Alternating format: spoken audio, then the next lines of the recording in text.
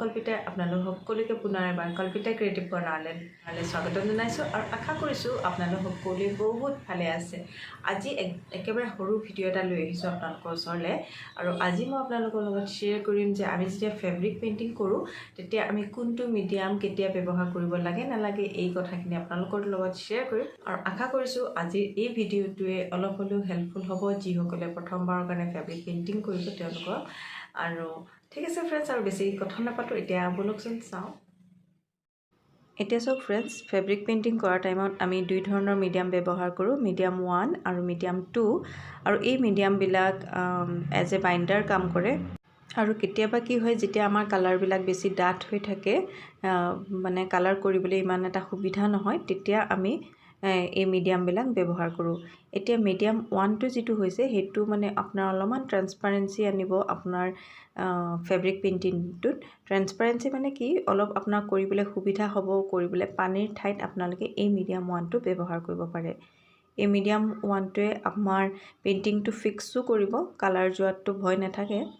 আৰু কিমান পৰিমাণৰ লাগে সেইটো আমি নিজেই মানে ডিচাইড কৰিব লাগিব যে আমাক কালাৰটো কিমান ডাঠ বা পাতল লাগে। এই ধৰণৰ যিখিনি কালাৰ দেখুৱাইছোঁ মই স্ক্ৰীনত, এই সকলোখিনিৰ কাৰণে আমি ব্যৱহাৰ কৰিম মিডিয়াম 1।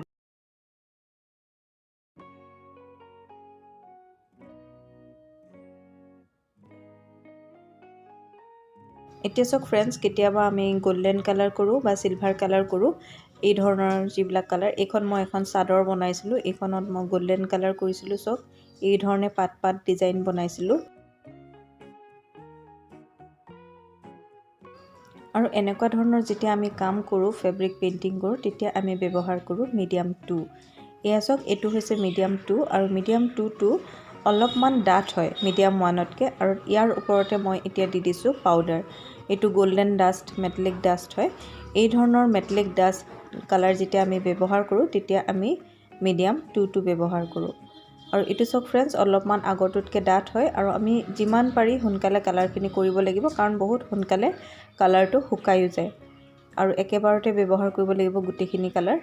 আৰু অলপ অলপ পৰিমাণে আমি দি পেলাই কালাৰটো চেক কৰিব লাগিব যে কিমানটো আমাৰ ঠিক আছে নে নাই।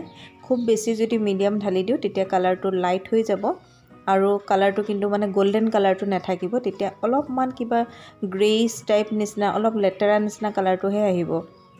সেইকাৰণে মানে আমি যেতিয়া মিডিয়াম ঢালোঁ, মিডিয়াম ঢলাৰ সময়ত একদম তাৰ পৰিমাণটো ভালকৈ মিলাই ল'ব লাগিব।